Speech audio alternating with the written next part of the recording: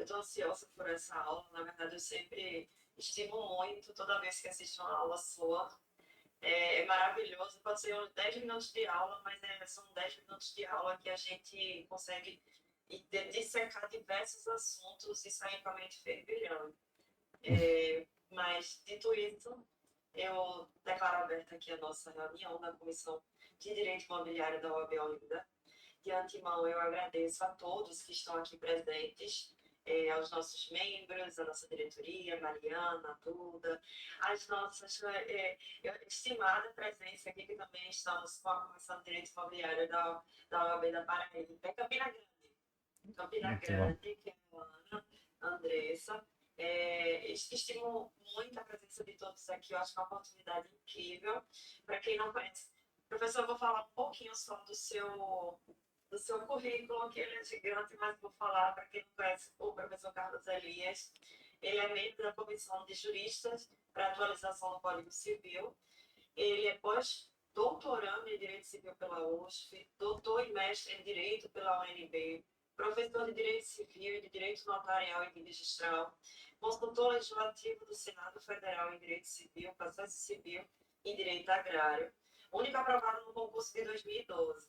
Advogado, parecerista, árbitro, primeiro lugar de Direito no vestibular de 2002 da UNB. Eu achei isso fantástico. É um membro do Grupo de Trabalho para Elaboração do Código Nacional de Normas do Conselho Nacional de Justiça. Depois eu quero até trocar uma ideia com o senhor a respeito disso, porque a gente tem umas ideias sobre o CNJ, mas é um outro assunto. Mas não quero tomar o tempo do senhor.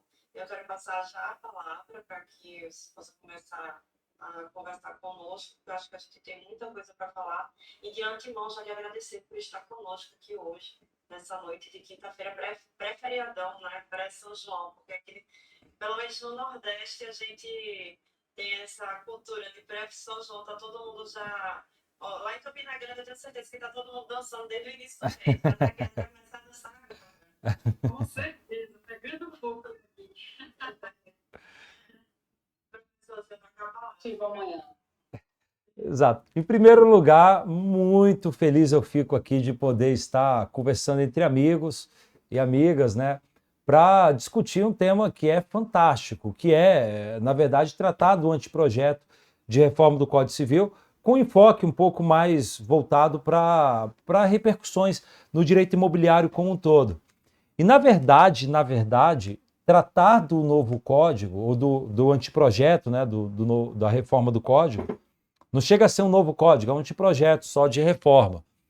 É, na verdade, tratar do que hoje já é admitido pela doutrina ou pela jurisprudência. Por quê? Porque 80% do que está no anteprojeto de reforma do código é positivação do que está na doutrina e na jurisprudência. Então, estudar o anteprojeto é você, na verdade, ter acesso a resumos, vamos dizer assim, que são os artigos novos que são sugeridos, a resumos daquilo que a doutrina e a jurisprudência já coloca. É um resumo em forma de Twitter daquilo que já é admitido. Então você vai chegar lá, por exemplo, no anteprojeto do código, aí você vai ler na parte de contratos e você vai ver lá, por exemplo, um dispositivo tratando da cláusula de hardship. A cláusula de hardship que vai estar lá no artigo 480-A do Código Civil, ele é apenas a positivação do que já se admite hoje. E há, inclusive, normas internacionais, como normas da Unicitral, que apesar de ser soft law, tem uma certa influência também que estimula isso. O que é essas cláusulas de hardship? Hardship é uma ideia de crise. Então, quando o contrato ele sofre um abalo no seu equilíbrio econômico-financeiro, vem uma pandemia e você que se obrigou a pagar um aluguel num determinado valor e não está conseguindo pagar, e, portanto, você tem uma alteração na base do contrato, antes de você pedir a revisão contratual, essa cláusula basicamente estabelece o dever das partes de tentar um acordo previamente a revisão ou resolução do contrato. Então, a revisão ou resolução ou a resolução do contrato. Percebe que esse dispositivo ele apenas positiva, o que já é admitido hoje. Mas como não tem previsão legal, o legislador colocou, e eu fui relator da comissão de contratos, né?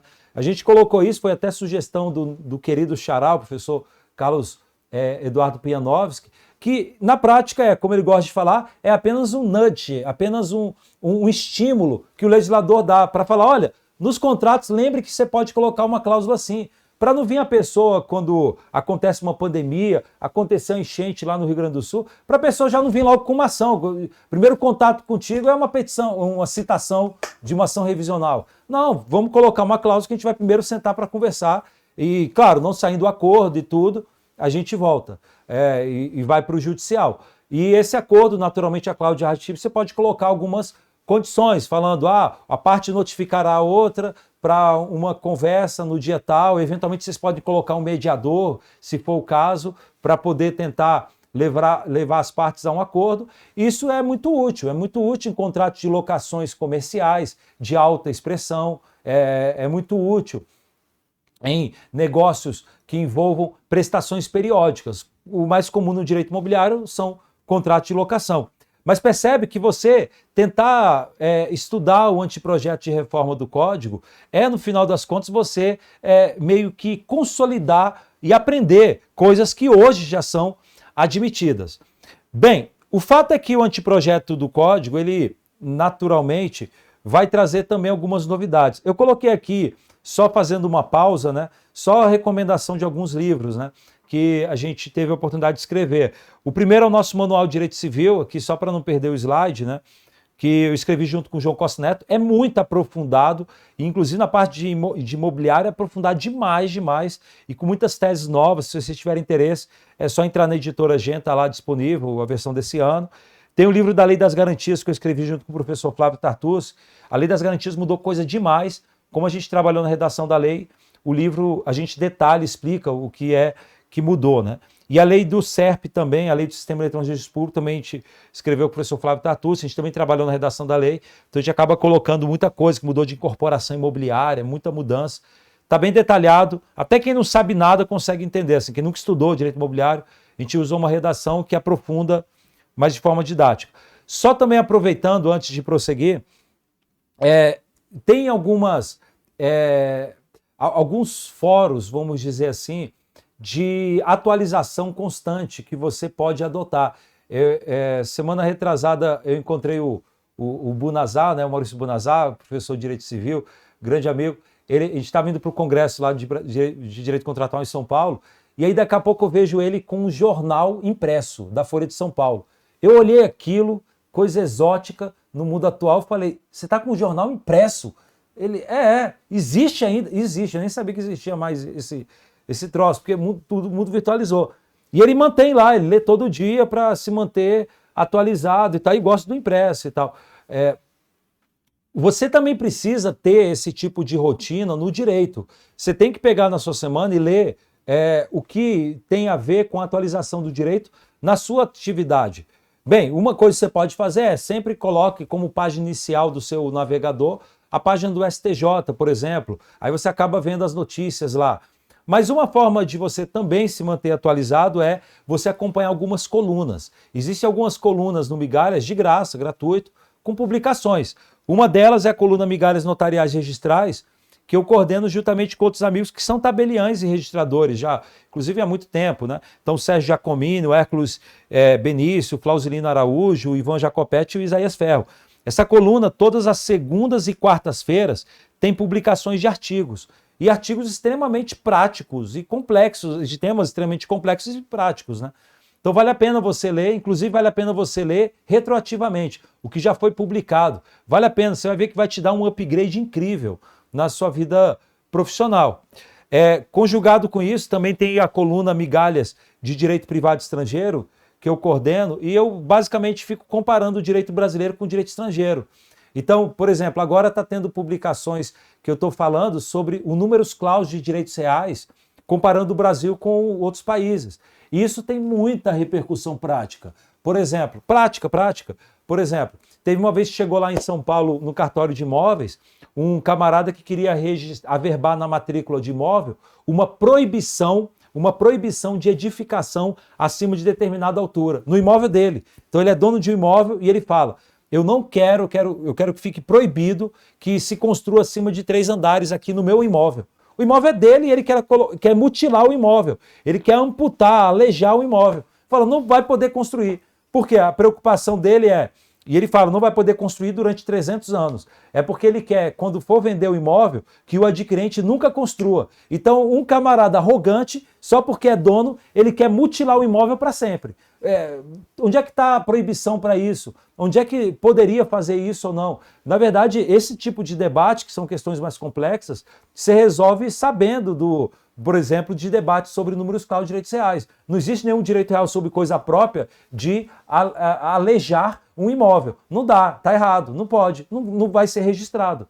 Assim como você tem situações de pessoas que às vezes vendem um imóvel e colocam uma cláusula dizendo o comprador nunca poderá construir, jamais, para sempre. E ainda teve um caso na Espanha, por exemplo, que o camarada foi além. Ainda colocou na cláusula do contrato dizendo que nunca aquele imóvel poderia ser adquirido no futuro por quem não fosse nascido na própria terra. Porque ele dizia, eu não quero que venha forasteiro para cá. Eu nasci aqui nessa cidade pacata da Espanha e eu quero que só nativos sejam proprietários para sempre. No ano 5000, eu quero que o proprietário seja alguém que nasceu aqui. E ele vai e tenta colocar isso na matrícula. A Espanha, que diz ter um sistema de números semi-apertos, deu cartão vermelho, o cartório foi até para o órgão registral, que é o CNJ, equivalente deles, e falou que não podia registrar porque viola a atividade de direitos reais. Na verdade, eles falaram que viola a caráter real e tal, mas dá na mesma. Então, veja, você tem temas extremamente complexos de direito imobiliário que não está nos manuais em geral. Se for procurar a resposta, às vezes não está e tal. E é coisa da prática que você tem que ter musculatura de leitura para poder enfrentar esses casos quando aparecer para você, né? Bem, a coluna Migalhas de Direito Privado Estrangeiro, a gente trata basicamente isso. E a gente lançou na verdade no mês passado, a coluna Civil em Pauta, que eu coordeno junto com o professor Flávio Tartucci. E nessa coluna, basicamente, a gente mantém publicações de direito civil, de temas de direito civil, para poder discutir, problematizar questões mais práticas, propriamente, de direito civil. Bem, eu fiz essas recomendações iniciais porque acho que será bem proveitoso para vocês terem em mente, né, essas questões. Eu queria trazer para vocês algumas questões interessantíssimas que há no anteprojeto de reforma do Código Civil. Uma delas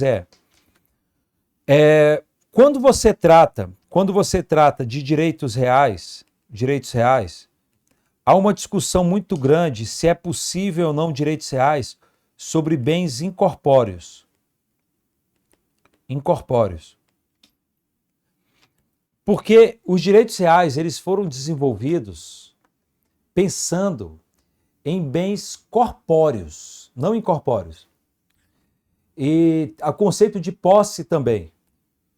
O anteprojeto, ele diz que você aplica no que couber as regras de direitos reais para bens incorpóreos também, para titularidade de bens incorpóreos. Isso, meus amigos e minhas amigas, na verdade, uma verdadeira positivação do que já tem acontecido, inclusive, no mercado imobiliário. Veja, eu vou te dar um exemplo. Quando uma determinada empresa, vamos imaginar lá que Olinda Empreendimentos Imobiliários, LTDA, vai lançar um condomínio, vai fazer uma incorporação imobiliária e vai lançar na planta um grande empreendimento, com super condomínio, com várias torres e tudo mais. Muito bem. O Olinda Empreendimentos, quando ele vai fazer essa incorporação imobiliária, para receber dinheiro para transformar em tijolo, ele vai ter que fazer alguma coisa. Por quê? Porque se ele for pelo caminho tradicional, que é apenas vender os apartamentos na planta para o comprador 1, comprador 2, comprador 3, e for vender para os compradores, esses compradores vão se obrigar a pagar parcelas mensais. E pode ser que ele não consiga ainda reunir inicialmente um grande volume de pessoas. Então ele não teria dinheiro no caixa para poder tocar a obra, se ele for, obviamente, levar em conta apenas o dinheiro obtido com a venda. Muitos incorporadores usam dinheiro do próprio caixa para poder tocar a obra, ou seja, eles não dependem das vendas. Mas, especialmente pequenos empreendedores, e até grandes também, às vezes têm feito isso para poder alavancar o negócio, eles têm tentado construir as obras com dinheiro da própria obra, ou seja, não tirar nada do bolso. E às vezes até institui regime de patrimônio de afetação para fazer uma segregação patrimonial do fluxo financeiro e também para dar uma garantia para os adquirentes. Muito bem, como é que ele vai conseguir dinheiro? Uma forma é a forma mais espartana, ir no banco e pedir empréstimo. Então o Olinda Empreendimentos poderia ir no Banco do Brasil e falar, banco, financia aqui o empreendimento. E aí o banco vai fazer contrato de mútuo com ele para liberar o dinheiro a conta-gotas, à medida que a obra for se desenvolvendo, e estabelece lá o banco a previsão de que os pagamentos, os recebíveis que o banco tem dos compradores, na verdade vão ser pagos no boleto bancário que vai cair numa conta que o próprio banco vai custodiar. E aí o banco é que fica controlando o fluxo financeiro. Então, quando você faz uma cessão fiduciária do direito creditório para o banco, isso já é permitido na Lei 9.514, na prática, você vai ter os compradores depositando o dinheiro numa conta que fica no banco que financiou a obra. E aí é o banco que vai tirando o dinheiro dessa conta e vai liberando para uma outra conta que a empresa pode utilizar. Então o banco vira uma espécie de patrulha do empreendimento. No final das contas é isso. Às vezes é até bom quando você compra apartamentos na planta, quando está financiado por bancos, porque o banco vira uma espécie de bedel, de fiscal do empreendimento. Mas esse tipo de financiamento do empreendimento, querendo ou não, é mais oneroso, é mais problemático, porque, queridos e queridas, você paga juros maiores e tudo mais. E aí uma forma de você tentar conseguir mais dinheiro, mais recursos, é na verdade a Olinda Empreendimentos, que tem um crédito perante esses compradores, ela buscar no mercado financeiro, no mercado de capitais esse dinheiro, mais especificamente no mercado de capitais. E como que ele poderia fazer isso? Ele poderia ir numa securitizadora. Então, por exemplo, havia uma securitizadora chamada Ápice Securitizadora SA, lá em São Paulo, né? Por exemplo. Ela vai na securitizadora. E o detalhe, a securitização, ela já tem disciplina, a 9.514 tratava já dela, mas depois vem uma lei geral, que é o Marco Legal da Securitização, que é a lei da securitização, que é a lei 14.430. É bom conjugar essa lei também com a lei 9.514, porque a lei 9.514 ainda prevê o certificado de recebível imobiliário, especificando, né, esse tipo de empreendimento. Mas qual que é a ideia? Qual que é a ideia? A Olinda Empreendimentos, imagine que ela tem um crédito, por exemplo, para receber, vamos supor, 100 mil reais desses compradores. Claro que são vários créditos, né, propriamente, que somados vai dar 1 milhão, dá 100 mil reais aqui, por exemplo. Ela pega e cede esse crédito, ela faz um contrato de cessão de crédito com essa Ápice Securitizadora. E em troca, a Ápice Securitizadora fala, olha, eu vou te pagar só 70 mil reais aqui. Então, eu vou te dar um deságio aqui de 30 mil. Então, para Olinda Empreendimentos, tá bom. Ela recebe esse dinheiro, transforma em tijolo e fica com um pedacinho de lucro. Para ela tá bom. Inclusive, no próprio preço de venda para o consumidor, ela já contabilizou isso. Então, o consumidor que está comprando na planta, ele já está pagando um preço maior. Um preço maior que é o preço, na verdade, que a Olinda calculou que ela perderia com a negociação desse recebível. Até aí, tranquilo, né? O que acontece é que essa securitizadora, obviamente, ela não está pegando dinheiro para si, ela está pegando esse crédito para poder fazer uma securitização, O que é securitizar? Securitizar é você emitir um título lastreado em um crédito. É você dar segurança, grosso modo, num papel que você emitiu, como se fosse um cheque, uma nota promissória, mas na verdade não é esse título. Mas um título que você emite para investidores dizendo, olha, eu, securitizadora, vou pagar para quem for titular desse título, eu vou pagar um valor tal. E eu garanto isso, e eu estou atestando isso, te dando segurança, estou securitizando com base nesse crédito aqui, que é o crédito da venda do contrato 1. O 1 vai ter que pagar esse valor para Olinda. E detalhe, esse crédito está garantido por alienação fiduciária em garantia do próprio apartamento que está sendo comprado. Então, você vai receber. Muito bem. E aí, o que a securitizadora faz? Ela vai e emite um título. No caso aqui de empreendimentos imobiliários, o título é chamado de Certificado de Recebível Imobiliário. Esse Certificado de Recebível Imobiliário, o CRI ou a CRI, ele é vendido. Ele é vendido. Se você pegar aí, por exemplo, o seu celular e você tiver uma conta na XP Investimentos ou uma conta em alguma outra corretora, aí você vai lá pegar, tem o seu dinheiro, você vai procurar aplicações de renda fixa. Lá pelas tantas você vai ver CRIs. Tá lá, CRIs. Na verdade, o que é essa CRI? É porque vai chegar lá pelas tantas o Manuel, que está lá no Rio Grande, está lá em Santa Catarina e está lá com um dinheirinho na conta, é um investidor, e ele vai lá e fala, eu estou com dinheiro aqui, eu estou com 90 mil reais aqui e eu quero investir, aplicar esse dinheiro. Ele vai lá e compra esse certificado de recebível imobiliário por 90 mil reais. Com qual expectativa? De receber o valor de 100 mil reais na data de vencimento do título, que aí ele coloca lá a daqui 2 anos. Então, 2 anos depois, quem for titular desse título vai receber 100 mil reais. A securitizadora, no termo de securitização, se comprometeu a isso. E aí, para o Manuel, às vezes é um lucro. É razoável. Ele fala, eu vou ter um lucro aqui de 10 mil reais, né? Porque eu paguei 90 mil e vou receber 100 mil. E aí, dependendo do tempo que eu vou esperar, isso corresponde a um rendimento como se fosse de 1% ao mês, 1,5% ao mês. Então é vantajoso para mim, ele está lucrando.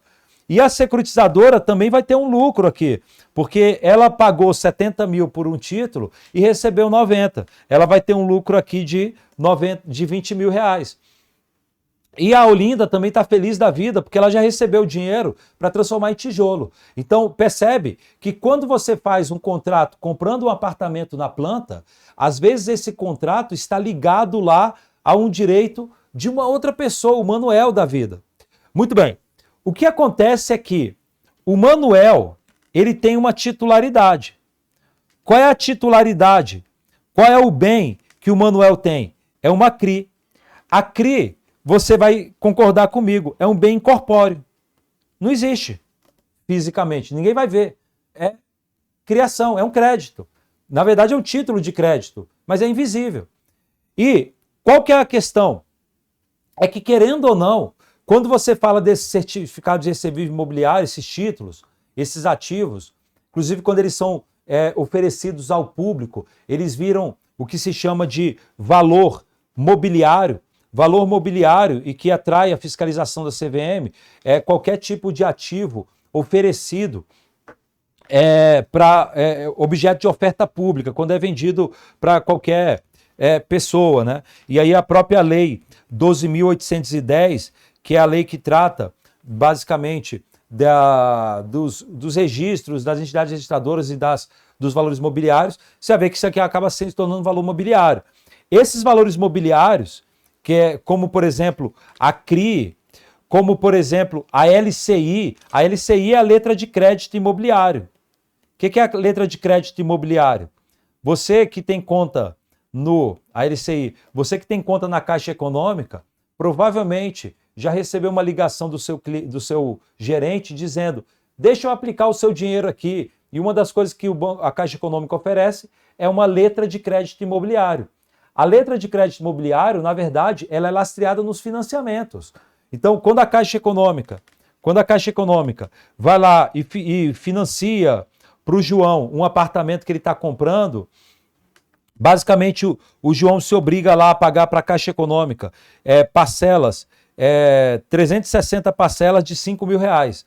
A Caixa Econômica passa a ter um crédito. O que a Caixa Econômica faz? Ela pega e emite uma letra de crédito imobiliária, dizendo: quem for titular dessa letra de crédito receberá 5.000 na data de vencimento. Ela coloca daqui 2 anos. Aí, muito bem, vem lá pelas tantas a Patrícia, que está com um dinheirinho na conta, e ela vai lá e compra essa LCI por R$ 4.000. Ela paga 4.000 para depois esperar 2 anos e receber 5. Ela vai ter um rendimento. E aí a Patrícia vai ter um lucro de R$ 1.000 e o banco aqui especificamente, ele já vai ter logo a vantagem de receber os 4.000 e já antecipar o dinheiro. Então, veja que o mercado, ele é todo plugado ao mercado secundário, ou ao mercado de capitais, de uma certa forma, ao mercado financeiro. É tudo ligado. Aliás, é até por isso que os juízes têm que ter muita reverência quando eles vão analisar contratos, por exemplo, aqui, feitos com o consumidor, para não ficar declarando nulo e para ficar inventando moda, porque no momento em que o juiz fala que o consumidor não tem que pagar ou declara nulo, você acaba causando problemas em toda a cadeia, porque o investidor lá no final pode ficar sem receber o dinheiro. É tudo plugado, o mundo é assim, no final das contas. E tem mais ainda. Às vezes, aqui eu citei uma situação de securitizadora, né? Às vezes você tem fundos de investimento em direito creditório, que compram créditos, às vezes também propriamente envolvendo o mercado imobiliário. Quando se trata do mercado imobiliário, na verdade, esses fundos de direito creditório, eles são chamados de fundo de investimento imobiliário de papel, porque acaba sendo no mercado específico, que eles ficam basicamente comprando cédulas de crédito imobiliária, letras de crédito imobiliária, CRIs e etc. Veja como o mercado é complexo. Para construir um prédio, às vezes quem está bancando tudo é um investidor ali, que comprou na XP Investimento o valor e que capitalizou tudo. Bem, diante disso, a gente começa a ter um problema, porque esses valores mobiliários, CRI, LCI, há discussão se você pode instituir direito real de usufruto sobre eles, há discussão se você pode oferecê-los em penhor, há discussões se você pode alienar fiduciariamente esses valores mobiliários, há discussão, portanto, se você pode instituir direitos reais sobre eles. É esse o debate que a gente começa a ter. De uma certa forma, a Lei 12.810 já fala que é cabível você instituir esses direitos reais, dizendo que você pode fazer isso com, basicamente, um registro na própria entidade registradora ou depositário central, que é a B3, no final das contas, que às vezes coordena isso. Se fala disso, mas percebe que não é a figura de direito obrigacional. É estranho, porque os direitos reais eles foram pensados em coisa corpórea. A primeira aula que você tem de direitos reais é o professor dizendo: se você tem um direito real sobre o imóvel, se você tem um direito real sobre um veículo, se algum bandido roubar o veículo, você tem o direito de perseguir a coisa na mão de quem quer que seja. É a primeira coisa que você tem, mas está pensando em coisa corpórea. Agora, um crédito, como é que alguém vai roubar um crédito seu? Como é que você tem um crédito? Como é que vai roubar? O que pode acontecer é o seguinte, tem debates que pode acontecer. Eventualmente, pode acontecer um registro de uma CRI em um nome errado. Pode acontecer isso. Às vezes pode acontecer uma cessão de crédito, em duplicidade. Pode acontecer de uma incorporadora ceder o crédito para uma securitizadora e aquele mesmo crédito ele ceder para outro. Então percebe que pode começar a surgir problemas de discussão de oponibilidade erga omnes. Quando a gente começa a aplicar as regras de direitos reais para bens incorpóreos, a gente começa a dar algum lastro de segurança. Então, no caso, por exemplo, de valores mobiliários, você vai levar em conta o registro na B3, na escrituração que é feita lá pelas entidades registradoras, como parâmetro. É uma forma. Então, de uma certa forma, você também tem esses debates quando você fala das holdings familiares. Primeiro que essa expressão holding familiar é absolutamente atécnica. Chega a ser analfabetismo jurídico, falar em holding. Mas a gente fala e vai continuar falando porque popularizou. Analfabetismo, eu digo porque holding, na verdade, é uma estrutura societária que tem uma sociedade controladora e várias outras sociedades. Tem nada a ver com o que o pessoal tem utilizado. O pessoal usou de forma panfletária isso para, enfim, oferecer cursos e coisas do tipo, oferecer o produto também para cliente. Mas não está errado, fala, não, pode falar porque é o que popularizou, né? Mas do ponto de vista jurídico, técnico, está errado. O que acontece nas holdings familiares?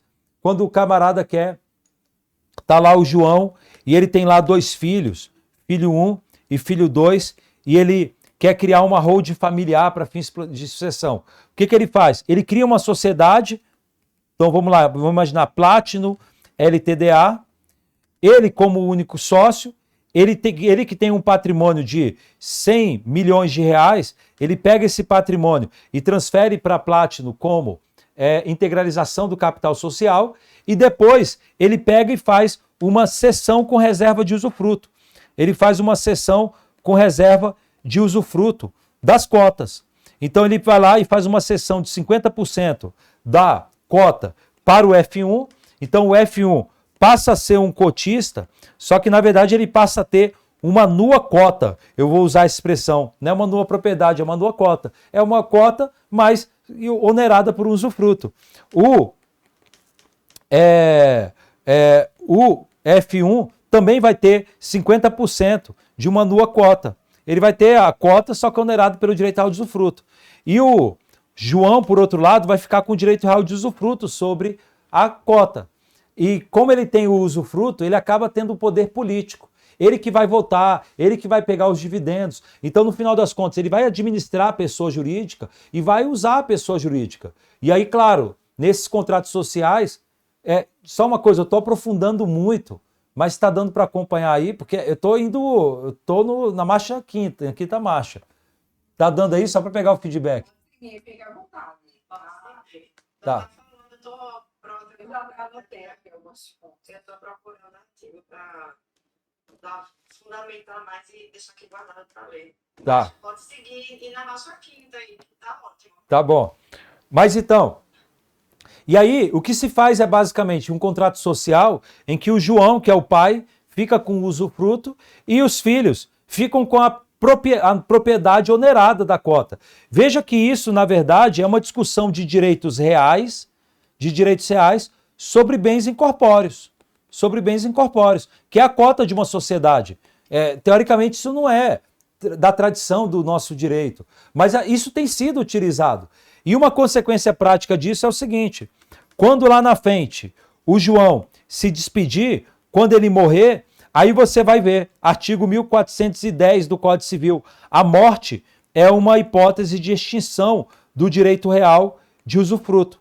Então, como a morte é uma hipótese de extinção do direito real de usufruto, no momento em que o João morre, automaticamente o direito real de usufruto dele acaba. E o que acontece com os nus proprietários ou nus cotistas? Eles passam a ter a titularidade plena. Não é por direito sucessório, não é por transmissão causa-morte, não tem que fazer um inventário e partilha. Não, eles simplesmente vão pegar a certidão de óbito e vão levar na junta comercial com o contrato social atualizado ou consolidado, falando, ó, fulano morreu, extinguiu-se o usufruto e está aqui o contrato social consolidado, a gente com a propriedade plena ou com a cota plena da pessoa jurídica. É um direito real, no final das contas está sendo usado para bens incorpóreos. Há uma certa tecnia nisso, mas é o modelo que é utilizado. E isso tem importância prática porque você acaba em situações, por exemplo, de erro, se a junta comercial eventualmente transfere a cota para um terceiro por erro, ou então algum terceiro alega ser proprietário, você vai ter discussões de proteção contra terceiros. Agora, o tema não é fácil, tá? Isso ainda vai gerar muita briga, porque cabe usucapião. Se eu agir como se fosse cotista por 15 anos, eu vou usucapir? Ou então por 5 anos, que é bem imóvel, cabe usucapião de bem incorpóreo? Caberia proibições que tem na lei, nos direitos reais, se estenderia também para direito societário, por exemplo, o usufruto não pode ser cedido a terceiros. O Código Civil proíbe seção, artigo 1393. Será que eu posso proibir isso também para usufruto? Em cotas? Será que poderia ou não? E é muito comum em direito societário você ter operações societárias que às vezes implicam reversão para terceiro, que é proibida pelo 547 do Código Civil. Então, isso ainda vai gerar briga em um determinado momento. Mas a reforma do Código Civil, uma das coisas que ela faz é dizer que se aplica no que couber. Na verdade, isso foi até definido no plenário lá, propriamente, que a gente preferiu colocar no que couber, porque realmente você tem que ver cada caso concreto, ainda não dá para colocar uma teoria geral. Mas veja a conexão que há com o nosso direito imobiliário. Além disso, você também tem algumas regras interessantíssimas. Por exemplo, quando você fala de fiança, isso aqui para mim é positivação do que hoje já seria admitido. Não tem precedente do STJ, mas seria admitido. Quando você tem fiança, olha só a loucura que é. Imagine que o João foi lá e alugou um imóvel. Então, ele foi lá e fez o contrato de locação com vamos supor, a Black Magic Imóveis, LTDA e tal. Beleza. Fez lá o contrato de locação. Só que como fiador, o José, ele foi e fez o contrato como fiador. Muito bem. Problema. O José não é parte do contrato de locação. Certo? Lá pelas tantas, o João dá calote. Ele para de pagar as prestações. Então aqui foi feito o contrato. Tempos depois, aqui começa o calote. E não está pagando o aluguel, mas está morando no imóvel. Bem, a Black Magic Imóveis não entra com a ação. Ela fica inerte. Não entra com a ação, não cobra. Vai lá, não tem problema. O João tá o João tem poucos bens, sim, mas o José ele é rico. Então, eu não tô nem aí, deixa até avolumar mesmo. Quanto mais aumentar a dívida, melhor, que está sendo engordada com juros, correção monetária. Aí depois eu cobro do José. E aí, aqui começa o calote e passa lá 1 ano de calote. E sabe qual é o pior em tudo isso? É que a própria imobiliária não comunica, não cientifica o José. Ou seja, o José nem está sabendo que o câncer está em metástase, que está se espalhando. Ele nem sabe que a dívida está aumentando. E aí lá pelas tantas, depois que dá 2 anos de calote, aí vem a Black Magic e entra com a ação cobrando do José, o fiador, uma fortuna. Porque o câncer já se espalhou totalmente. E aí surpreende o cara com a dívida gigantesca. Tem algo de podre no reino da Dinamarca, diria Shakespeare, né? Tem uma coisa errada. Primeiro, há um dever de boa-fé, há um dever que é decorrente do duty to mitigate the loss. O que é esse dever de boa-fé? Há um dever do credor de ter uma conduta de boa-fé para não estimular o aumento da dívida. Ainda não tem precedente, mas entendo que é razoável defender, mesmo com base no direito atual, que o locador ou o credor tem um dever de boa-fé de comunicar o fiador, no caso de calote, por um tempo considerável. Tempo considerável para mim é mais de 60 dias. Ele já tinha que comunicar o fiador falando, eu não executei ainda, mas fiador, fica esperto aí que a dívida está se avolumando. Descobrimos o tumor e ele está começando a se espalhar. Tem um dever de boa-fé de fazer isso. Sabe por quê? Porque, querendo ou não, quanto mais você demora para cobrar, quando a pessoa começa a dar calote, é porque o carro está começando a falhar, o motor está começando a falhar, o cara está começando a quebrar.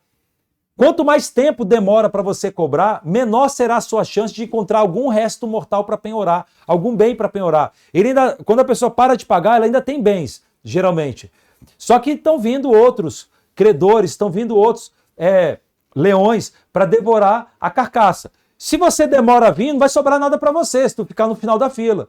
Então, de uma certa forma, quanto mais rápido você cobra a dívida, maior a tua chance de recuperar o crédito. E aí, veja a situação. Veja a situação. O José, se ele não é comunicado, ele não vai saber, muitas vezes. Bem, uma coisa que é prevista no anteprojeto, que para mim já poderia ser defendido hoje.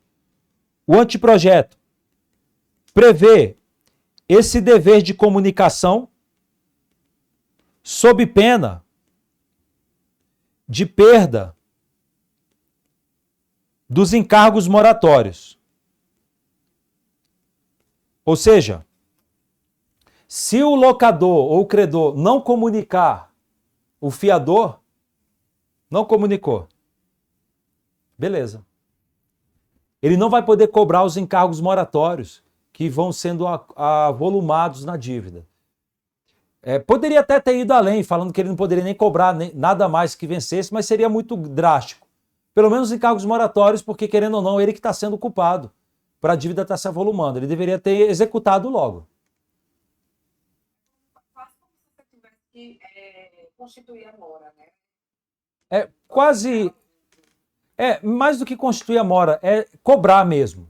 Porque você está demorando e você está reduzindo a chance do José de, numa ação de regresso, conseguir alguma coisa.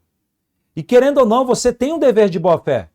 Você não pode falar, não, eu sou credor, eu vou atuar quando eu quiser. No último dia do prazo prescricional eu cobro. Não é bem assim. Você tem um dever de boa-fé. E o código coloca isso como dever. Claro que pode ser afastado, né, num contrato, eventualmente, e vai ter discussão de abusividade ou não, mas tem um dever. Você que quer um fiador, no mínimo, você tem que deixar o fiador inteirado do que está acontecendo. Mas veja que a solução aqui do código não foi tão drástica, porque só afastou os encargos moratórios. Só que aí o anteprojeto foi além. E previu algo que para mim já é permitido hoje. Inclusive, essa ideia disso aí foi... eu que sugeri, na verdade, esse dispositivo, e foi até por conta de um caso concreto que me trouxeram. Uma mulher foi fiadora do camarada e o camarada estava dando calote. E ela falava o seguinte, olha, eu tenho até o dinheiro, mas eu tenho pouco dinheiro e tal. E eu sei que ele tem dinheiro ainda. E eu já notifiquei a imobiliária, já notifiquei o credor, falando, cobra logo, porque ele tem bens, executa logo. E a imobiliária me deu um mais sincero desprezo do silêncio. Não me respondia, falava, não vou cobrar quando eu quiser, cobro quando eu quiser, eu sou credor, lero, vou quando eu quero. E ela falou, tá bom, então já que você não quer gastar dinheiro com advogado para entrar, ou não quer fazer nada, então eu vou cobrar para você. Já que você não quer, eu quero cobrar. A pergunta é, ela poderia fazer isso? Bem, o anteprojeto coloca que, havendo mora do credor, e mora eu coloco entre aspas, porque não é bem a mora do Código Civil, é demora na cobrança. Havendo mora do credor, o fiador tem legitimidade para cobrar a dívida do afiançado no interesse do credor. Na prática, ele vai agir como substituto processual. Eu não sei se tu entendeu, mas é o seguinte. O José, que vai ter notificado para fazer isso, tem que notificar previamente. Ele vai notificar a Black Magic Imobiliária e vai dizer, ô Black Magic, pelo amor de Deus, cobra logo essa dívida. Cobra, executa para encontrar bens. A Black Magic fala, não vou entrar agora, não vou usar meu jurídico para isso, não quero. Havendo essa demora, após a notificação, o José, que é o fiador, pode falar, olha, antes que você venha a mim penhorar meus bens, quer saber? Eu mesmo vou propor ação. E eu vou propor ação no interesse da Black Magic. eu vou te substituir processualmente. E eu vou propor ação em meu próprio nome, porque se eu perder eu que pago sucumbência, mas cobrando interesse seu. Substituição processual é você pleitear direito alheio em nome próprio.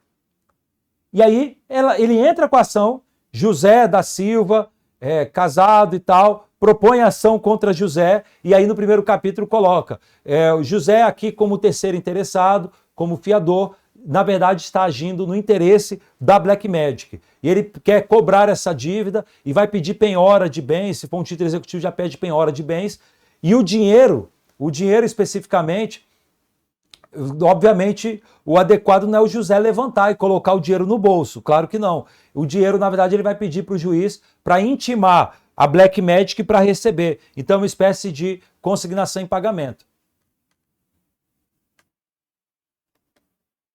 Processualmente, entendo que isso é possível hoje. O problema é que, como não tem nenhum precedente do STJ, você seria o primeiro a entrar com uma ação desse tipo, você teria o risco que todos os desbravadores têm, né? Todos os pioneiros têm. E aí vem uma discussão, será que eu deveria colocar no polo passivo a Black Magic? Eu entendo que não. Eu entendo que você colocaria no polo passivo só o João e você apenas mandaria o juiz intimar a Black Magic para, se quiser, entrar na ação como parte, ou se não quiser, para ficar à espera da penhora do bem para levantar o valor. E, aliás, isso é uma forma de o fiador finalmente se libertar. Porque ser fiador, ele fica sem dormir quando sabe que está tendo calote e ninguém cobra, e ele quer logo se libertar daquilo. Se ele tem interesse jurídico de pagar a dívida como terceiro interessado, ele também teria interesse, e depois entrar com regresso, ele também teria interesse de cobrar a dívida logo diretamente, não ter que desembolsar dinheiro. Cobrar diretamente do João e entregar o dinheiro que ele arrancar do João para o Black Magic.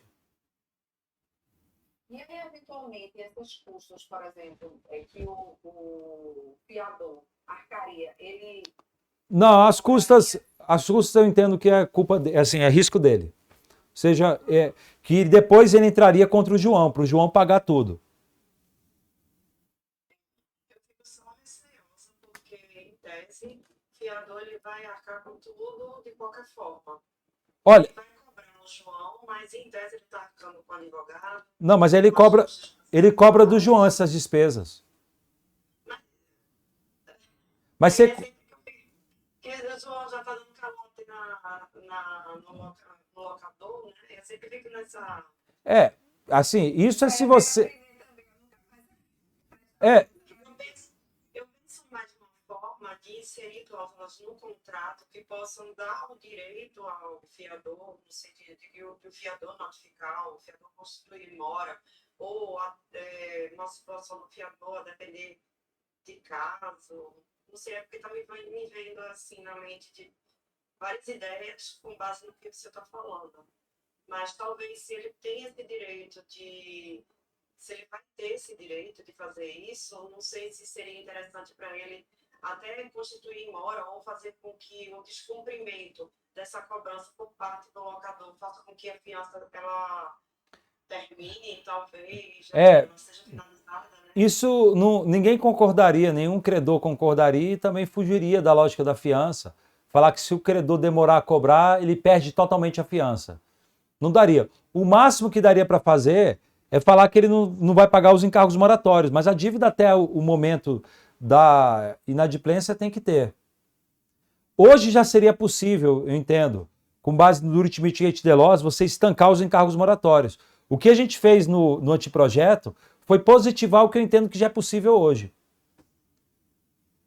Porque o credor também tem dever.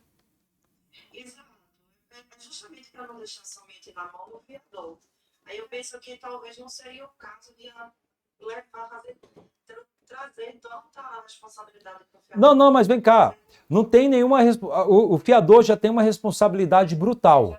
Pagar a dívida, tudo, e depois entrar com regresso.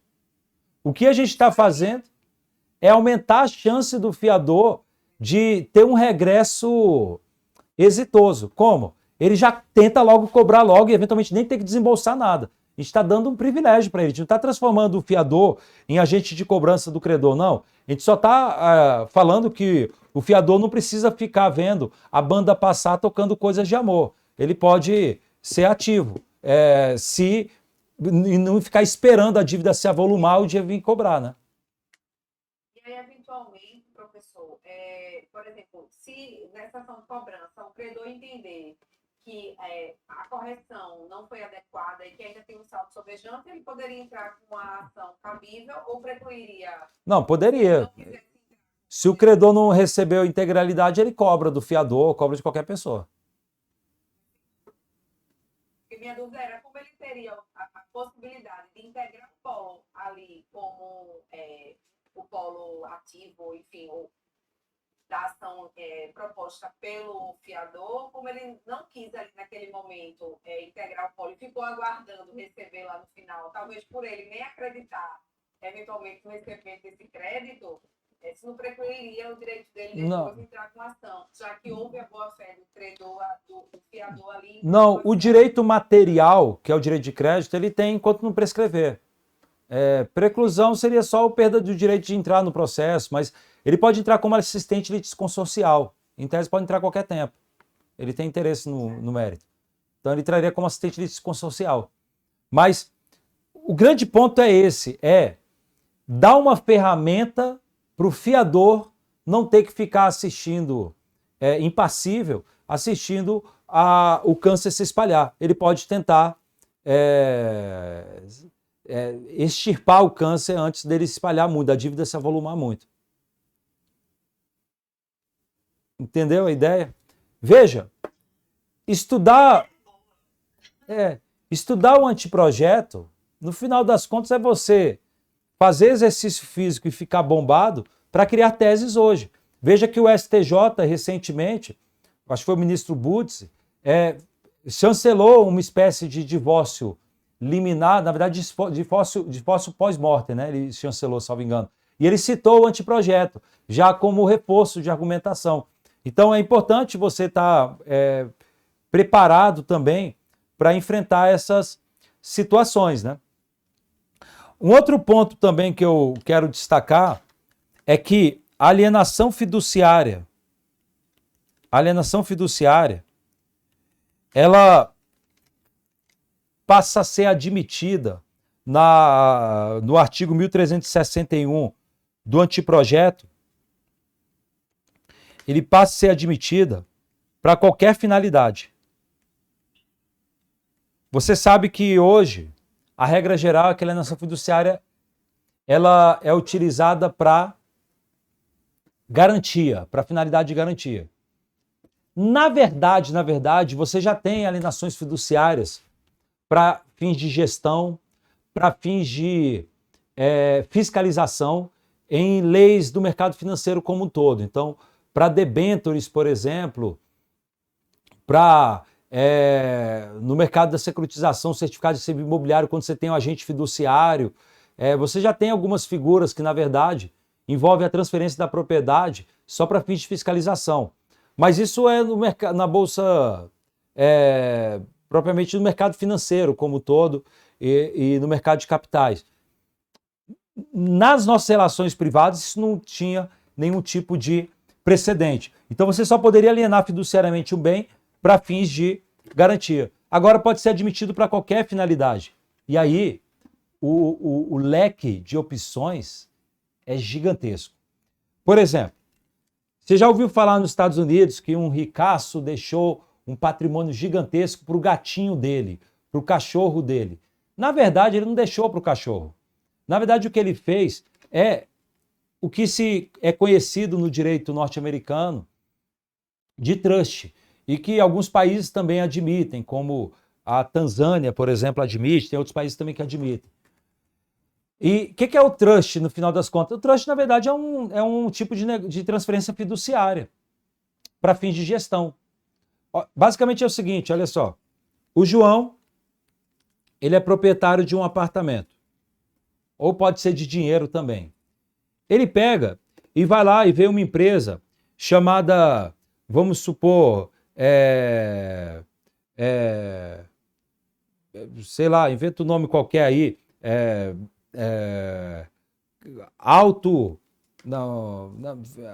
a administração legal de bens LTDA, ou SA, não importa, que é uma empresa que vai trabalhar com a atividade de gestão de bens, de administração de bens, etc. E aí ele pega e faz o seguinte, ele transfere a propriedade, ele aliena essa propriedade fiduciariamente para essa empresa. Então essa empresa vai passar a ter o direito real de propriedade da coisa. Só que é um direito real de propriedade sob condição resolutiva. Muito bem. Que condição resolutiva? Já te digo. Ele vai transferir essa propriedade para dizer e vai colocar os deveres dessa propriedade, o dever de ela explorar economicamente esse bem da maneira mais adequada. Então, como é um imóvel, eventualmente a exploração vai ser, por exemplo, para cobrar aluguel. Eventualmente você pode dar mais poderes, permitindo ela até vender o imóvel para comprar outro imóvel mais valioso. Enfim, os limites dos poderes você vai colocar desse contrato inicial. E aí você estabelece que essa empresa vai assumir o dever de pagar rendimentos obtidos com a exploração econômica do bem para uma determinada pessoa, que poderia ser, por exemplo, o filho viciado em drogas do João, que vive na Cracolândia, que não tem nenhum tipo de responsabilidade. Então o pai tem um filho disfuncional do ponto de vista profissional e tudo, e ele tem patrimônio, mas ele fala, se eu morrer, meu patrimônio vai para o meu filho não sabe administrar nada, ele vai tragar tudo com cigarro, droga e tal. Ele, não é porque usa droga que é irresponsável, né? Eu estou falando de situação de cara viciadão e tudo mais, etc. E que está todo perdido, disfuncional, que mata a mãe para conseguir dinheiro e tal. Bem, uma forma de você tentar blindar o teu filho, vida louca, é você eventualmente transferir a propriedade para uma empresa gestora, que seria um negócio de trust, para essa empresa gerir o dinheiro e os rendimentos vai passando para o seu filho na forma como você estabeleceu. E aí, a empresa, na prática, ela vai receber a propriedade como forma de gestão. A condição resolutiva, ou seja, para ela perder a propriedade, aí você vai pactuar. Eventualmente você pode falar que essa empresa vai vai perder a propriedade e vai ter que transferir para o seu filho depois de 20 anos, ou vai transferir para o teu neto depois de 20 anos, ou se a empresa quebrar, vai para outra empresa similar, e você pode tentar estabelecer outros critérios. Você tem liberdade para dizer para quem que vai depois a propriedade. Mas é uma das ideias. Quando você fala de deixar patrimônio para o gatinho, na verdade o que as pessoas faziam ela transfere o patrimônio nos Estados Unidos para uma empresa de trust, faz isso geralmente por testamento, para essa empresa de trust usar o dinheiro para colocar o gatinho no spa, para dar ração de ouro e roupa Gucci para o gatinho. E você vai e obriga a empresa a usar o dinheiro para isso, contratar funcionários para tratar o gatinho como um rei ou uma rainha. Então, no final das contas, a empresa gestora, ela explora o patrimônio para capitalizá-lo. E depois, você coloca uma condição, dizendo, quando o gatinho morrer, aí esse patrimônio vai ser utilizado para instituir uma fundação de amparo aos animais. Aí a empresa de trust tem o dever de usar aquele dinheiro para montar uma fundação. Essa é a ideia. Então, percebe que isso começa a ter aplicações extremamente importantes. E é claro que isso vai ter que ser regulamentado, porque você vai ter aventureiros, especialmente no mundo do Instagram, que é um terreno fértil para aparecer mágicos, xamanistas, gurus e outros tipos de estelionatários, que vão falar, transfere patrimônio para mim que eu vou te dar rendimento de 20% ao mês. Eu sei administrar, você não sabe administrar. Eu descobri o sol, descobri a lua, descobri a terra, e você é um analfabeto. Passa o patrimônio para mim que eu vou multiplicar, eu que sei mexer. E aí as pessoas transferem, isso sempre aconteceu, esse tipo de golpe sempre aconteceu. Aliás, na época da pandemia aconteceu lá, gente que perdeu milhões de reais passando para esses aventureiros de Bolsa de Valores. Bem, vai acontecer isso, de transferir patrimônio para mim que eu sei gerir melhor, e eu te dou o rendimento, você só vai ficar lá na praia. Bem, tem o risco, se não tiver regulamentação disso, de aparecer aventureiros como esse, pega o patrimônio e desaparece com o patrimônio do camarada.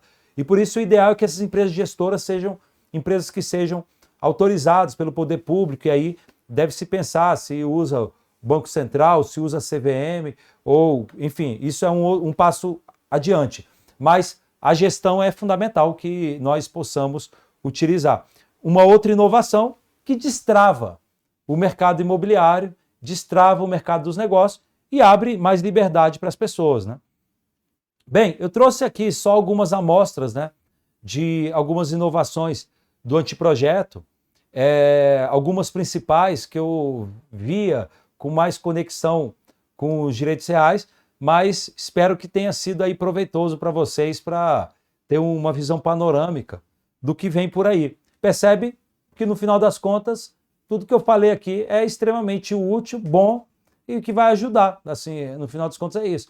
Agora, no anteprojeto, pode haver algum dispositivo que possa precisar de uma correção? Claro que pode, é um trabalho gigante. O Congresso vai ter esse cuidado, mas são reformas pontuais, são mudanças pontuais. O anteprojeto como um todo, eu considero que ele está muito bem alinhado aos novos tempos, né? E aqui deixei apenas uma amostra aí para vocês. Fico à disposição aí para dúvidas e questões que queiram levantar. Eu quero muito mais, porque eu e Celina, a gente já estava travando muitas discussões aqui no offline, assim, no chat aqui, pessoal da gente. É só uma dúvida, porque agora a gente ficou, né, pensando, se pensar em corretores, isso é uma discussão que eu e Celina estávamos travando agora, assíduo, enquanto você estava falando sobre os pontos que você estava levantando. Nesse caso do trust, passaria a propriedade, pelo que eu entendi, não é isso? Exato. Tá vendo, Celina? Então eu não entendi errado. É a propriedade, só que fiduciária, ou seja, resolúvel. E por que passar a propriedade? Veja, se você der procuração apenas, primeiro, você pode ter morrido já, se extingue a procuração com a morte. Segundo, a procuração é cheia de limites, porque você tem que ter poder especial para prática de determinados atos. E a ideia do trust é que a empresa gestora ela tem autonomia para gerir o patrimônio da forma mais adequada. Eventualmente até ter que vender, praticar algum ato específico. Essa é a ideia do trust. Ou quando a própria pessoa, o próprio instituidor, morreu. E aí ele passa para a empresa gestora, que é chamada de trustee no direito norte-americano, para que ela use como for melhor os bens para poder o gatinho continuar com o spa e vivendo no Copacabana Palace. A ideia é essa, é basicamente dar liberdade. Em algumas situações, por exemplo, mais excepcionais, por exemplo, quando o Trump virou presidente dos Estados Unidos, em algumas situações, o Trump tem uma gestão, ele não fez isso não, né? Mas ele poderia fazer. Ele tem uma vida profissional muito complexa, assim, muitos negócios, muitas relações. E ele, como presidente, não dá para ele ficar cuidando dos negócios, administrando tudo. E também não dá para ficar dando procuração com poder especial toda hora para resolver qualquer coisa. E aí nos Estados Unidos acontece muito quando alguém vai viajar, fazer em outro país, vai fazer alguma coisa, ele transfere não bens específicos, ele transfere todo o patrimônio. Isso aí não vai ser admitido ainda não no Brasil. Mas não é, você vai transferir não... É porque assim, a verdade é que a gente não sabe até onde vai isso, é melhor ir devagar. Ou seja, vamos primeiro permitir bem individualizado. Mas você transfere todo o patrimônio, ou seja, tudo que tiver no seu nome, ativos e dívidas, para a empresa de trust, que vai ter liberdade para cuidar da sua vida, como se ela estivesse vivendo por você. E aí depois, quando você voltar de viagem, ou terminar a presidência, você pega a propriedade de volta. E, enquanto isso, ela administrou os bens, só que com o poder de proprietário. Uma empresa dessa, a título de investimento, por assim dizer? Depende do contrato. Em regra geral, ema, cada um com seu problema. Só situações de dolo, ou seja, ela pegou o dinheiro e roubou, embolsou, aí beleza. Mas maus negócios você mesmo poderia ter cometido. É claro que esses contratos de gestão, você vai colocar várias diretrizes. Olha, eu não quero que você fique pegando dinheiro e coloque na bolsa de valores para comprar ação da Magazine Luiza. Não quero comprar ações. Eu quero que... Todo mundo, de repente, meu marido é economista e ele mexe muito. De repente, ele tinha comprado a Americanas, enfim.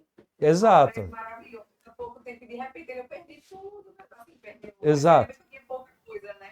Consegui vender a tempo. Por isso que, assim, no contrato você vai colocar a diretriz. Não, eu quero que você adote uma postura conservadora. Não, no máximo compre imóveis. No máximo só vende em situação muito excepcional. Você pode colocar limites no contrato, né?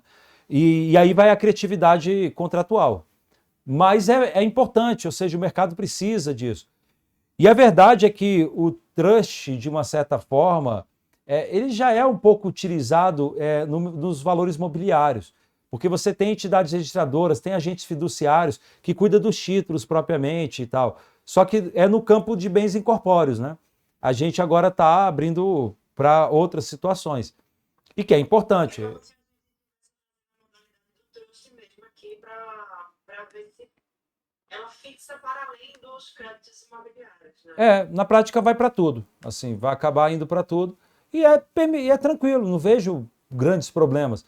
A questão é bom ter uma regulamentação para evitar aventureiros. Então, se for trust para, sei lá, para gestão de patrimônio, talvez tenha alguma liberação do Banco Central ou coisas do tipo, para ter alguma regulamentação. Se isso vier a ser aprovado e vingar, Exato. eu acho que tudo vai ser sempre um pouquinho mais lento, por mais que isso já esteja acontecendo. É sempre um pouquinho mais lento, né? Mas eu não vejo resistência alguma. Então, todos os milhares de lugares que eu já conversei, tudo, ninguém fala, é ruim. Não. Quem tinha resistência...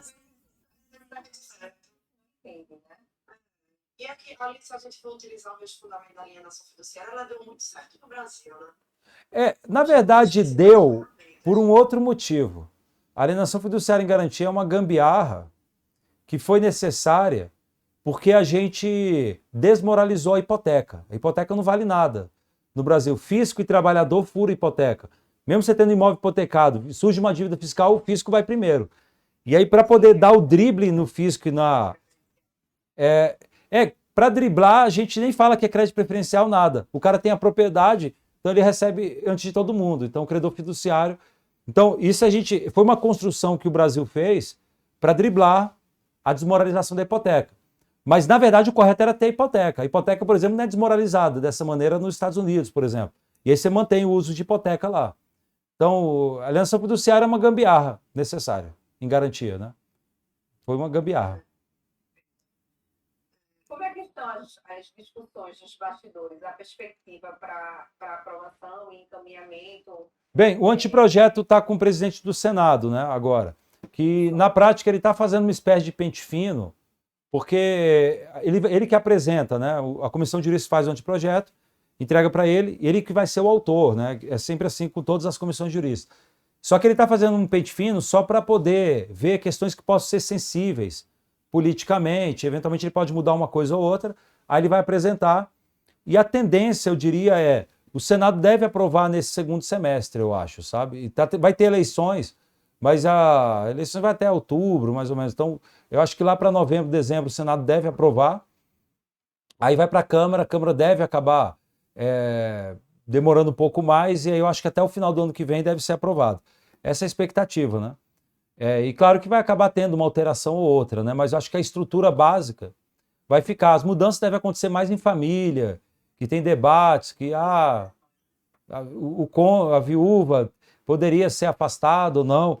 E, na verdade, o debate, inclusive, nem está bem colocado à mesa, porque foi tirado coisa de sucessão, mas foi dado outras, para mudar o tipo de modelo, para tentar contemplar todos os tipos de família que tem, né? Você tem ainda famílias tradicionais e tem famílias mais modernas. Então, a ideia é que todo mundo tenha liberdade para construir diferentes tipos de família, né? Eu mesmo, por exemplo, eu sou mais tradicional, sou daquele que casou regime da comunhão universal de bens, com 25 anos, eu quero ficar até morrer, né? Aí eu sou o tradicional, mas tem gente que casou 3 vezes e tal, eu também no seu futuro posso ficar viúvo, sei lá. Mas o que eu quero dizer é, a gente tem que estar atento para que o Código Civil, ele não é um instrumento de um grupo ideológico. o Código Civil ele tem que ser útil a todos os tipos de grupos da sociedade, a todos os modelos de sociedade. Então, as mudanças em direito de família e sucessão foi muito para prestigiar mais a liberdade contratual e colocar alguns limites. Então, por exemplo, se o cara adota o regime da separação convencional de bens, beleza. E a mulher ainda renuncia à herança. Só que no curso do casamento ele transforma a mulher numa empregada doméstica, babá e cuidadora de idoso ainda dele. E, portanto, a mulher sofre um apagão profissional para ficar cuidando do lar. O que o código está prevendo? Olha, nessa situação aí, a mulher vai ter direito a uma prestação compensatória, mesmo sendo separação de bens. O juiz vai fixar, vai ter direito a usufruto, se na herança ela não ficar com nada. Então, meio que coloca alguns limites. Mesmo a mulher tendo feito a bobeira de fazer um pacto antijudicial de... Muitas vezes. que ficou desassistida, como ela é uma parte mais fraca, tem proteção. Então, tem alguns fatores de correção, né? Mas não tem gente faixa branca desse nível, não. Quando a mulher, caso de separação de bens, e ela começa a ter que cuidar, ela dá um jeito do cara fazer doações em vida e tal. Eu conheço uma mulher, por exemplo, que casou com o vovô, já no regime de separação legal. Só de doação, o cara já doou para ela mais do que o patrimônio que o Trump tem, assim. Tá certo. Já que não vai herdar, e tá certo mesmo. Ela que é a cuidadora de idoso. Ela que tá cuidando, quem tá trocando fralda geriátrica, cuidando é ela, né? Então, para mim tem que ser mesmo. E que se certeza de comparecer. Você vai comparecer na hora do inventário, que é o normal. Né? Exato. E ainda vai ter ela colocar de lado, vai dizer que ela só casou depois de velho. Exato. Por interesse. Exatamente. Então, assim, no final das contas tá... Claro, vai ter um ajuste ou outro, mas no final das contas tá muito equilibrado, né? Olha, eu quero dizer que foi uma explosão aqui de informação hoje, por mais que você tenha feito apenas um apanhado, não foi um apanhado assim, não, foi uma exposição desde o mercado financeiro só pra... E olha que citou pontos relevantes, não foi nem uns 50% de tudo, foram pontos relevantes para a gente aqui, que eu acredito, eu estou aqui, eu saí com, além do meu bloquinho, eu saí com o meu Word lotado de Que bom. anotações para pesquisar um pouco sobre a matéria. Mas, gente, é isso. Alguém ficou com dúvida? Alguém quer aproveitar aqui a oportunidade para conversar com o professor, tirar dúvida, ou comentar alguma matéria que foi falada? Eu só queria agradecer mesmo, porque realmente foi uma oportunidade. Eu sou falante.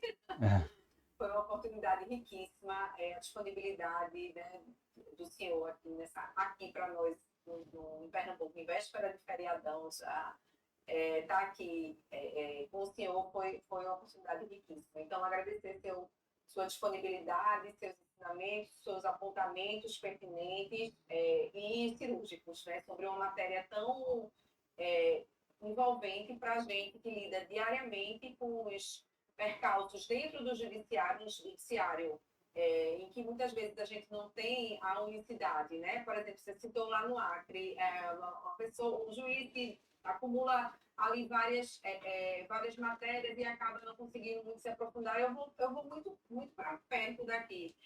Certa vez, recentemente, eu fui fazer um recurso sobre uma matéria que tinha afetação já no STJ, já tinha sido decidida, então, na minha ótica, não havia uma discussão, né? Tinha sido decidido em recurso repetitivo, então, a regra geral é que o tribunal seguisse aquele entendimento, mas, ao despachar com o desembargador, ele disse que, caso eu quisesse, eu poderia recorrer ao STJ, porque o entendimento dele era divergente daquela matéria. E isso não foi longe, né? A gente foi aqui em Pernambuco mesmo, então a gente consegue vivenciar dentro do nosso dia a dia situações atípicas em que, certamente com essa reforma, a gente vai conseguir diminuir essas discussões. Exato. Então, porque reduz, querendo ou não, está no texto da lei, reduz a margem de subjetividade do juiz. Então, como a gente falou, o legislador ele não se preocupa em colocar algo que não é necessário. Né? exato, Está na lei textual. exato, Interpretação que acha condizente, né? exato. Porque sempre isso que eu me preocupo, a interpretação que cada um dá ao artigo de lei. Exato. E aí, quanto a contato, né, eu vi que o pessoal perguntou lá do Instagram também, se quiser eventualmente é @prof. Carlos Elias. E aí no Instagram tem um link na bio, né? Que se você clicar, você pode entrar também no grupo do Telegram, que às vezes eu coloco artigos lá e coisa. Também tem um canal do YouTube que tem aulas, tem cursos e tudo. Por exemplo, tem aula completa de direito das sucessões que eu dei na UNB, na graduação, e está muito aprofundado, então dá para você... E está atualizado ainda, né? Então vale a pena. E além disso, né, tem meu telefone também, se a Celina quiser jogar no grupo, pode jogar lá o contato, quem às vezes fizer contato. Só não fica mandando coisa de Lula e Bolsonaro, que eu já não consigo acompanhar o WhatsApp, né? Ou aquele bom dia com o sol e tal, porque eu não consigo acompanhar, eu acabo perdendo a mensagem. Aí só... Bom dia que chega. Bom dia que chega, mas pode ser que não chegue no bom dia, né? O problema é que o meu WhatsApp ele é muito louco, às vezes até me manda mensagem e eu não vejo. Então, às vezes, se for o caso, pode até ligar, né? Porque realmente meu WhatsApp é uma loucura.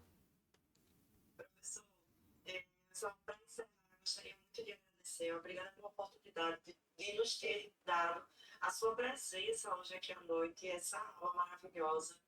Tenho certeza que não será a única, não foi a única. O senhor já participou de outros eventos aqui com a gente na Comissão de Direito Imobiliário da OAB Olinda. E o próximo convite virá. Talvez, quem sabe, a gente não aproveita setembro, o senhor aqui já lá no Instituto, e a gente faça aí um grande encontro. Vamos ver, será uma honra. Vamos combinar essas agendas, mas muito obrigada mesmo, de verdade. Quero agradecer também a todo mundo que compareceu aqui hoje à reunião. Espero que tenham aproveitado o conteúdo. Foi riquíssimo. E vamos embora estudar, né? Porque advogado, meu filho, que dorme no ponto, amanhã tem um novo provimento, uma nota técnica, uma lei, uma modificação legislativa para a gente poder se atualizar de novo. Exatamente, exatamente. E eu fico à disposição, então, para tudo aí. Obrigado pela recepção, muito amistosa e amigável. Um abração para todos e todas aí. Boa noite. Tchau, tchau. Boa Boa noite.